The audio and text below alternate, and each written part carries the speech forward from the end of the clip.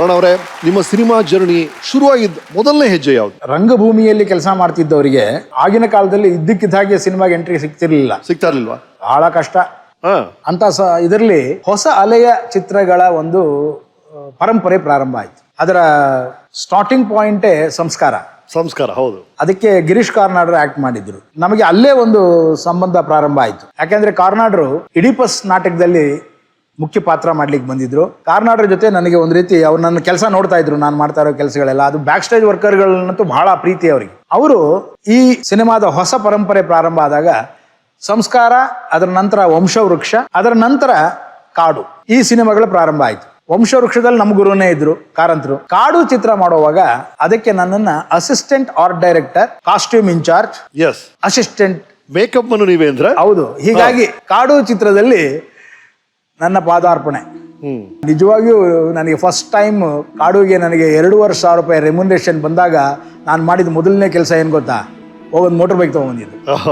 ಅಂದ್ರೆ ದುಡ್ಡೇ ನೋಡದೇ ಇರುವಂತಹ ಕಾಲದಲ್ಲಿ ಒಂದು ಸಿನಿಮಾದ ಮುಖಾಂತರ ನನಗೆ ದುಡ್ಡು ಬಂದಿತ್ತು. ನನಗೆ ಅಲ್ಲೂ ಕೆಟ್ಟ ಚಟ ನಂದು ಏನಪ್ಪಾ ಅಂತಂದ್ರೆ, ಕಾರ್ನಾಡ್ರು ಗೋವಿಂದ್ ನಿಹಿಲಾನಿ ಡಿಸ್ಕಸ್ ಮಾಡ್ತಾ ಇದ್ರೆ, ಒಂದು ಶಾರ್ಟ್ನ ಅಥವಾ ಒಂದು ಇಡೀ ಸೀನ್ನ ಹೇಗೆ ಮಾಡೋದು ಅಂತ ಡಿಸ್ಕಸ್ ಮಾಡ್ತಾ ಇದ್ರೆ, ನಾನು ಅವ್ರ ಪಕ್ಕದಲ್ಲಿ ನಿಂತ್ಕೊಂಡು ಸುಮ್ಮನೆ ನೋಟ್ ಮಾಡ್ಕೊಳ್ಳೋದು. ಇದು ಎಷ್ಟು ಉಪಯೋಗಕ್ಕೆ ಬಂತು ಅಂದ್ರೆ, ಏನಾದ್ರೂ ಒಂದು ಪ್ರಾಬ್ಲಮ್ ಆದ್ರೆ, ಯಾವುದೋ ಕಂಟಿನ್ಯೂಟಿ ಶಾರ್ಟ್ ಮಿಸ್ ಆಯ್ತು ಅಂದ್ರೆ, ಏನಾಗಬರೋಣ ಬಾಯಲ್ಲಿ ಅಲ್ಲಿ ಎಷ್ಟು ಶಾರ್ಟ್ ಇತ್ತು? ಅಲ್ಲಿ 21 ಇತ್ತು. ಮತ್ತೆ 18 ಶೂಟ್ ಮಾಡಿದೀವಿ, ಇನ್ನು ಉಳಿದದ್ದು ಎಲ್ಲಿ? ಸರ್ ಉಳಿದದ್ದು ಇಷ್ಟಿದೆ. So I became inevitable. So beautiful. Yes. ಎಷ್ಟು ಇನ್ವಿಟಬಲ್ ಆದೆ ಅಂತಂದ್ರೆ, ಅವ್ರು ಡಿಸ್ಕಷನ್ ಶುರು ಮಾಡಕ್ ಮುಂಚೆ ನಾನು ಯಾವುದೋ ಕಾಸ್ಟ್ಯೂಮ್ ಇಸ್ತ್ರಿ ಮಾಡ್ತಿದ್ದೆ, ಇನ್ನೇನೋ ಮಾಡ್ತಿದ್ದೆ. ಅವ್ನು ಕರಿ ಇಲ್ಲಿ ನಿಂತ್ಕೊಳ್ಳೋಕೆ ಹೇಳೋಣ ಅಂತ. So I became part and parcel of the director team unit. Okay. So assistant director ಆಗಿ ಪ್ರಾರಂಭವಾದ ಕಾಡುನಿಂದ ನಾನು ತಬ್ಬಲಿಯೂ ನೀನಾದ ಮಗನೇ ಬರುವಷ್ಟರಲ್ಲಿ ಅಸೋಸಿಯೇಟ್ ಡೈರೆಕ್ಟರ್ ಆಗ್ಬಿಟ್ಟಿದ್ದೆ. ಸೊ ಪ್ರಮೋಷನ್ ಸಿಕ್ಬಿಟ್ಟಿದ್ದು ನನಗೆ. ಅದಕ್ಕೆ ನಾನು ಕಾರಂತರನ್ನ ನನ್ನ ರಂಗಭೂಮಿಯ ಗುರುಗಳು ಅಂತ ಕರೀತಾನೆ, ಗಿರೀಶ್ ಕಾರ್ನಾಡ್ರನ್ನ ನನ್ನ ಚಲನಚಿತ್ರದ ಗುರುಗಳು ಅಂತ ಕರೀತಾನೆ. ನಂತರ ಒಂದು 5 ವರ್ಷಗಳ ಅಸೋಸಿಯೇಟ್ ಡೈರೆಕ್ಟರ್ ಆಗಿರ್ತೀರಿ. ಗ್ರಹಣ ಶುರು ಆಗುತ್ತೆ 1970ರಿಂದ 75. ಇದನ್ನ ನಡೀತಲ್ಲ, 75ಕ್ಕೆ ನಂಗೊಂದು ಆಫರ್ ಬಂದ್ಬಿಡ್ತು.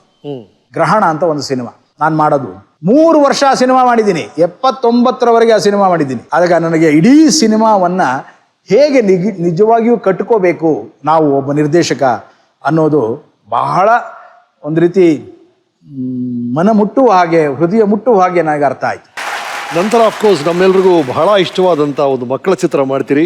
ಮತ್ತೆ ರಾಜ್ಯದ ಗಮನವನ್ನ, ರಾಷ್ಟ್ರದ ಗಮನವನ್ನ ಸೆಳಿತೀರಿ. ಚಿನ್ನಾರಿ ಮುದ್ದ. ಆ ಚಿತ್ರದ ಬಗ್ಗೆ ನಮ್ಮ ವಿಡಿಯೋ ಟೆಂಟ್ ಏನ್ ಹೇಳುತ್ತೆ ನೋಡೋಣ.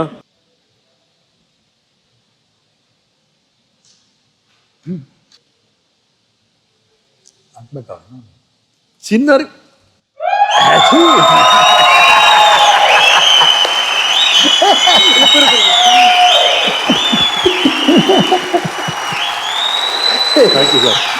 ಸಿನಿಮಾ ಬರ್ಲಿಲ್ವಲ್ಲ ಅಂತ ಕಾಯ್ತಾ ಇದ್ದೀನಿ. ಫಸ್ಟ್ ಆಫ್ ಆಲ್ ನಾನು ನಾಗಭರಣ ಅಂಕಲ್ಗೆ ನನ್ನ ಇಡೀ ಜೀವಮಾನಕ್ಕೆ, ನನ್ನ ಇಡೀ ಬದುಕಿಗೆ ಥ್ಯಾಂಕ್ಸ್ ಹೇಳಬೇಕು. ಯಾಕಂದ್ರೆ ಇನ್ನೂ 20 ವರ್ಷ ಆದ್ರೂ ಕೂಡ ನನ್ನ ವಿಜಯ ರಾಘವೇಂದ್ರ ಅಂತ ಅನ್ನೋದಿಲ್ಲ, ಚಿನ್ನಾರಿ ಮುತ್ತ ವಿಜಯ ರಾಘವೇಂದ್ರ ಅಂತಾನೆ ಕರೆಯೋದು. ಅದಕ್ಕೆ ಕಾರಣ, ಚಿನ್ನಾರಿ ಮುತ್ತ ಡಿಸ್ಕಸ್ ಮಾಡ್ತಾ ಇರ್ಬೇಕಾದ್ರೆ, ಪ್ಲಾನ್ ಮಾಡ್ತಾ ಇರ್ಬೇಕಾದ್ರೆ, ಗೌರಿಶಂಕರ್ ಅಂಕಲ್, ಆಮೇಲೆ ನಮ್ಮ ಚಿಕ್ಕಪ್ಪ ಶ್ರೀನಿವಾಸ್ ಅಂತ ಹೇಳಿ ನಮ್ಮ ತಂದೆಯವರ ತಮ್ಮ, ಅವರು ಕಾಸ್ಟಿಂಗ್ ಮಾಡಬೇಕು ಅಂತ ಯೋಚನೆ ಮಾಡ್ತಿರ್ಬೇಕಾದ್ರೆ ಗೌರಿಶಂಕರ್ ಅಂಕಲ್ ಹೇಳಿದ್ರಂತೆ, ಈ ಥರ ಚಿನ್ನೇಗೌಡ್ರ ಮಗ ಇದ್ದಾನೆ, ಯಾಕೆ ನೀವು ಟ್ರೈ ಮಾಡಬಾರ್ದು ಅಂತ. ಆಮೇಲೆ ಸ್ಕೂಲಲ್ಲಿ ಮಾಡಿದ ಯಾವುದೋ ಒಂದು ನಾಟಕನ ಅಂಕಲ್ಗೊಂದು ಕ್ಯಾಸೆಟ್ ಕಳಿಸಿದ್ವಿ. ಆ ಕ್ಯಾಸೆಟ್ನ ನೋಡಿ ಮನೆಗೆ ಕರ್ಸಿದ್ರು ಒಂದ್ಸಲ.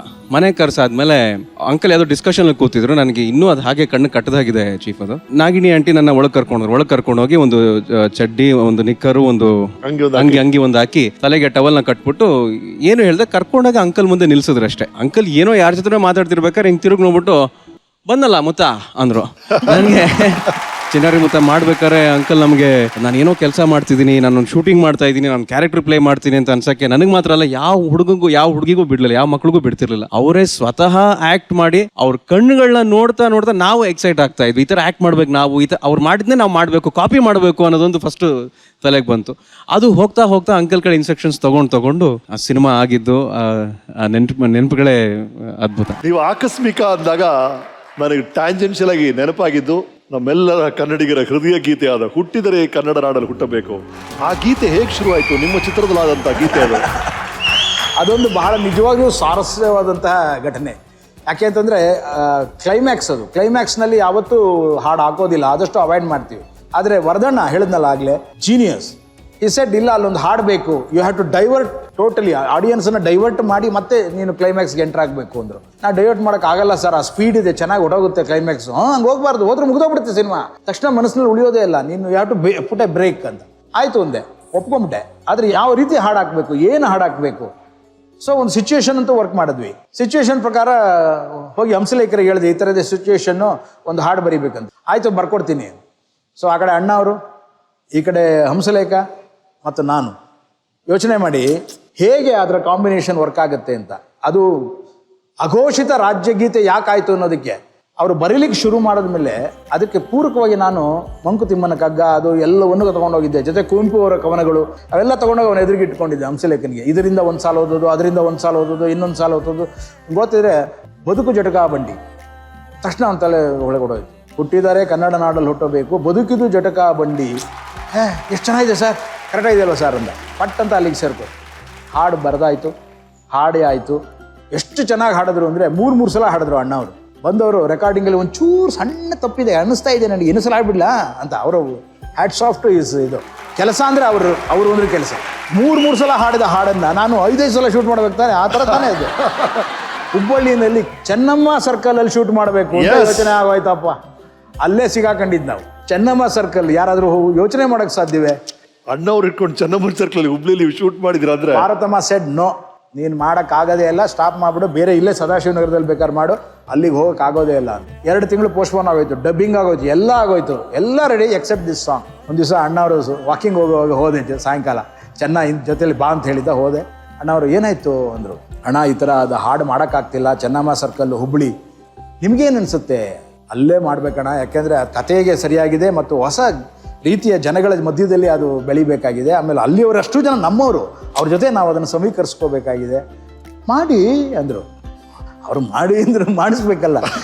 ಇಲ್ಲ ಈ ಥರ ಆಗಿದೆ ಅಂದೆ. ಹೌದಾಗ ನಾ ಹೇಳ್ತೀನಿ, ಪಾರುಗೆ ಹೇಳ್ತೀನಿ ಅಂತಂದರು. ಹೊರಟ್ರು. 2 ದಿವಸದಲ್ಲಿ ಬುಲಾವ್ ಬಂತು ನನಗೆ. ಏನು ಮಾಡ್ತೀಯ ಹೇಳಪ್ಪ, ಅಲ್ಲಿ ಎಲ್ಲಿ ಮಾಡಬೇಕು ಅಂತಿದೆ ಹೇಳಪ್ಪ ಅಂದರು ಪಾರ್ವತಮ್ಮ. ಸುಮಾರು 1 ಬೆಟಾಲಿಯನ್ 890 ಪೊಲೀಸ್ ಅಂತ ಕಾಣುತ್ತೆ, ಇಡೀ ಇದನ್ನು ಕವರ್ ಮಾಡಿದ್ರು. ನಾನು ರಿಕ್ವೆಸ್ಟ್ ಮಾಡ್ಕೊಂಡಿದ್ದೆ, ಯಾರು ಡ್ರೆಸ್ಸಲ್ಲಿ ಇರಬಾರ್ದು, ಯಾಕಂದ್ರೆ ನೀವೇ ಕಾಣಿಸ್ತಾ ಇರ್ತೀರಿ ಫ್ರೇಮಲ್ಲಿ, ಇಲ್ಲಿ ದಯಮಾಡಿ ಅದು ಇರಬಾರ್ದು ಅಂತ. Literally they help does. Police help does. Public lacks together, ಒಬ್ಬೊಬ್ರು ಎಲ್ಲೆಲ್ಲಿ ನಿಂತಿದ್ದಾರೆ ಅಂತ ಹೇಳೋಕ್ಕಾಗಲ್ಲ, ಅಂಥ ಜಾಗದಲ್ಲಿ ನಿಂತ್ಕೊಂಡು ಆ ಶೂಟಿಂಗ್ ನೋಡ್ತಾ ಇದ್ದಾರೆ. ಇದ್ದದ್ದು 2 ಕ್ಯಾಮ್ರಾ. ಇವತ್ತಾದರೆ ನಿಮ್ಗೆ 20 ಕ್ಯಾಮ್ರಾ ಸಿಗುತ್ತೆ, ನಮಗಿದ್ದದ್ದು 2 camera. Srikanth was the cameraman. ಒಂದು ಕಡೆ ಅವರಿಗೆ ಶೂಟ್ ಮಾಡ್ತಾ ಇದ್ರೆ ಇನ್ನೊಂದು ಕ್ಯಾಮ್ರಾ ಇನ್ನೊಂದು ಕಡೆ ಸೆಟಪ್ ಆಗೋದು. ಇದು ಮುಗಿತಾ ಇರೋ ವರ್ಷದಲ್ಲಿ ಆ ಕ್ಯಾಮ್ರಾ ಅಲ್ಲಿಗೆ ಹೋಗಬೇಕು, ಇದು ಮಾಡಬೇಕು. Each and every minute detail was planned. Udupi Jayaram master ಒಂದು ಕಡೆ, ಉಡುಪಿ ಜಯರಾಮ್ ಒಂದು ಕ್ಯಾಮ್ರಾ ಹತ್ರ, ಒಂದು ಕಡೆ ನಾನು. ಈ ರೀತಿ ಅದನ್ನು ಇಡೀ ಸಾಂಗನ್ನು ಮಾಡಿಕೊಂಡು ಕೇವಲ 1.5 ದಿವಸದಲ್ಲಿ ಸಾಂಗನ್ನು ಮುಗಿಸಿದ್ವಿ. ಆ್ಯಂಡ್ ಇವತ್ತು ಅದು ರಾಜ್ಯಕ್ಕೆ